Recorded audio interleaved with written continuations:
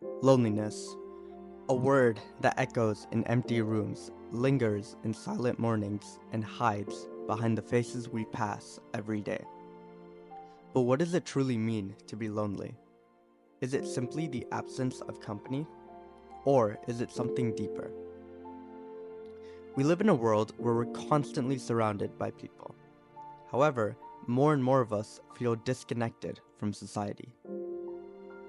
Our screens light up with faces, messages, and constant updates, but something feels missing. That emptiness, that quiet ache, is loneliness. Today, I want to explore the complex and often paradoxical nature of loneliness, a force that shapes our minds and hearts in ways both subtle and profound. Loneliness is not a single, simple feeling, but rather, it's a dual force, a companion that can both inspire and isolate us. We often imagine loneliness as someone sitting alone at lunch or an empty seat beside us. But loneliness doesn't always look like solitude. Sometimes it's in a crowded room where no one sees you. Sometimes it's laughing while feeling hollow inside. Sometimes it's working all day and realizing you didn't feel human once. Loneliness is complex. As Virginia Woolf once wrote in A Room of One's Own, solitude can be a sanctuary, a space for creativity and self-discovery. She believed that a room of one's own is essential for the mind to grow and create. But as poet and diarist May Sarton reminds us in Journal of a Solitude, that same solitude can turn dark. Sarton describes how the peace of being alone can tip into the pain of isolation, when silence becomes suffocating instead of soothing. Throughout history, loneliness has sparked some of our greatest works of art and literature. Rainer Maria Reich argued that the prerequisite for creativity is solitude. In the quiet, away from the noise of the world, we can truly hear ourselves think. Olivia Laing, in her book The Lonely City, explores how loneliness shaped artists like Edward Hopper and Andy Warhol. She describes how Edward Hopper's painting Nighthawks captures four people in a diner, each lost in their own world, together but completely alone. For these artists, loneliness was not just a burden, it was a source of inspiration, a space to confront their deepest emotions and transform pain into beauty. This transformative power of loneliness is not limited to artists.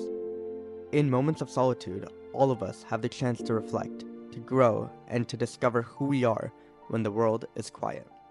Loneliness can teach us resilience, empathy, and self-awareness. It can push us to reach out, create, and to connect in new and meaningful ways. It's also important to consider that loneliness is not always so gentle and kind. When left unaddressed, it can become a force of destruction, emotional detachment, alienation, and desperation. These are the shadows that loneliness can cast. Psychologist John Cacioppo, a leading researcher on loneliness, found that chronic loneliness doesn't just feel bad, but it actually rewires our brains. In his studies, he observed how loneliness heightens our threat perception, makes us mistrust, and can turn our instinct for connection against us. The pain of feeling unseen or unloved can be as real and as damaging as any physical wound. May Sarton warns us of the danger of prolonged isolation. The very solitude that once offered peace can become a prison, locking us away from the world and from ourselves. Chronic loneliness has been linked to depression, anxiety, and even physical health problems. The line between solitude and loneliness is thin, and when crossed, it can lead to despair and a loss of hope.